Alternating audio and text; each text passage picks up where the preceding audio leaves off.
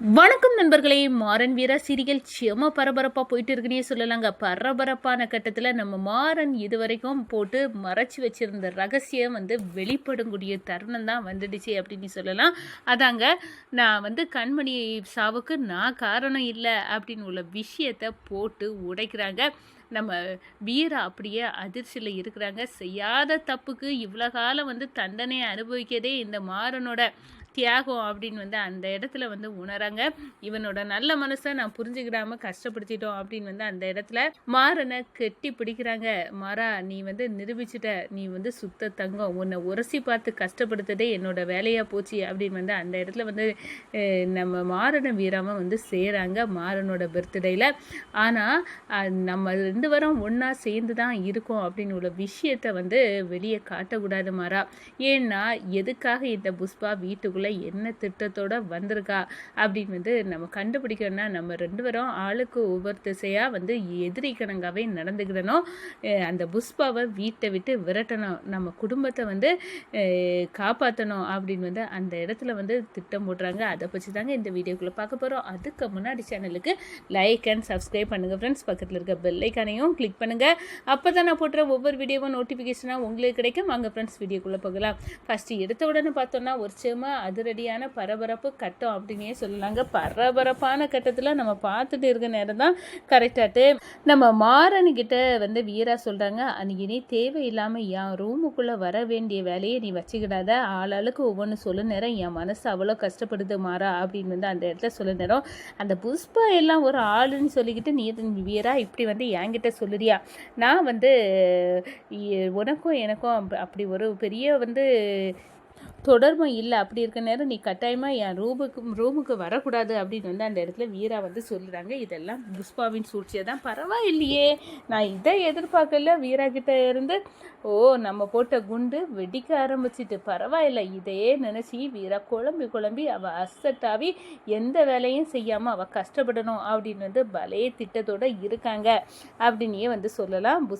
நம்ம புஷ்பானி இருக்கக்கூடிய ராணி. ஆனால் நம்ம மாறனுக்கு பர்த்டே வருது, இதை செலிப்ரேட் பண்ணணும் அப்படின்னு அந்த இடத்துல கனி பாப்பா எல்லாம் செலிப்ரேட் பண்ண கேக்கோடு நிற்கிறாங்க. நம்ம மாறன் சந்தோஷமாக இருக்காங்க. அந்த நேரத்துலனா இந்த பாரு, நீ வீரா நீ வா அப்படின்னு கனி பாப்பா இழுத்துட்டு வராங்க. மாறன் கேக் வெட்ட அதை வீராவுக்கு கொடுக்குறாங்க. வீராவும் கேக் வெட்டி மாறனுக்கு கொடுக்குறாங்க. 2 பேருமே ஒருத்தருக்கு ஒருத்தர் கேக்கை பரிமாறிக்கிட்டாங்க அப்படின்னே சொல்லலாம். இந்த சைடு பார்த்தோன்னா நம்ம வீரா கிட்ட மாறன் பேசுகிறாங்க ஒரு கட்டத்தில் மனமிட்டு.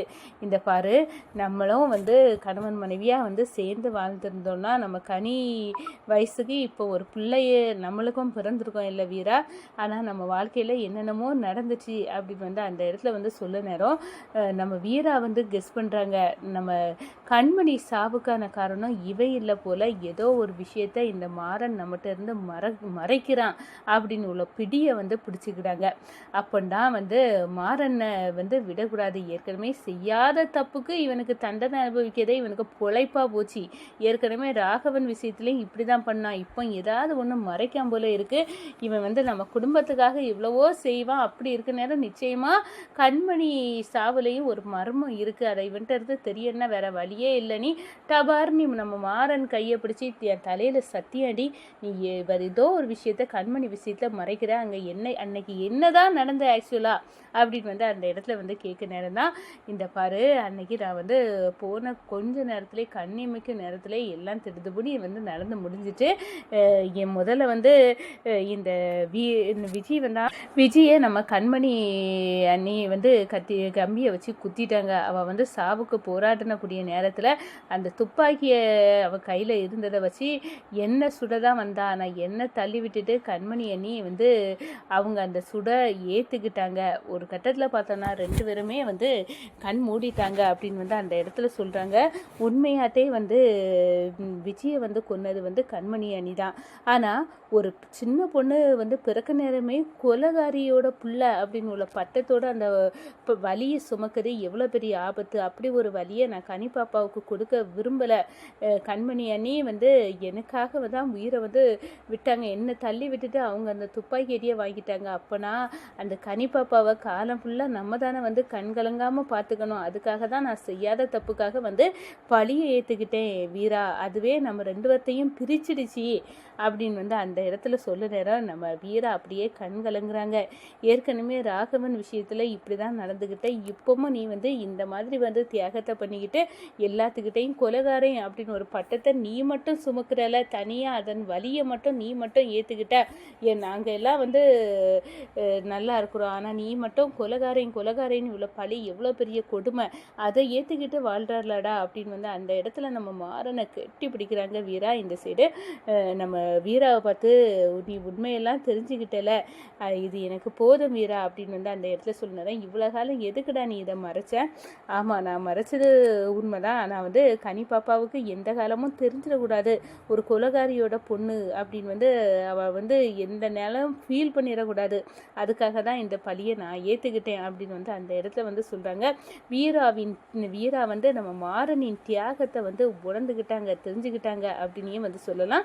அதே நேரத்தில் பார்த்தோன்னா நம்ம வீட்டுக்கு இப்போ புஷ்பானி ஒருத்தி அடியெடுத்து வச்சிருக்காள், அவளால் எவ்வளோ பெரிய கஷ்டம் எல்லாம் வருது.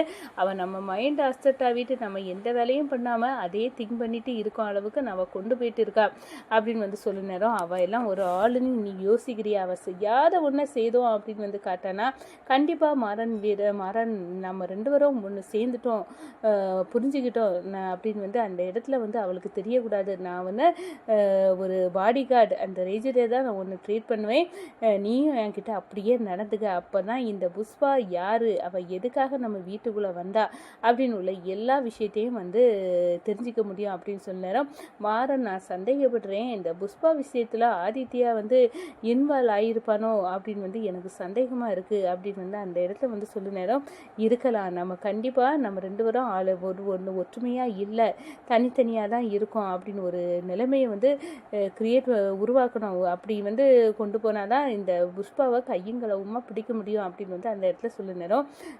அதே நேரத்தில் இந்த புஷ்பா இங்கே வீட்டில் இருந்து நினைக்கிறாங்க, எலியும் பூனையும் மாட்டு தனித்தனியாக வந்து இந்த வீராவையும் மாறனையும் ஆக்கி ஒரு கட்டத்தில் இவங்களை டைவர்ஸ் பண்ணி நான் பிரிக்க வைக்கல, நான் புஷ்பா இல்லை ராணி இல்லை அப்படின்னு வந்து அந்த இடத்துல வந்து சொல்கிறாங்க.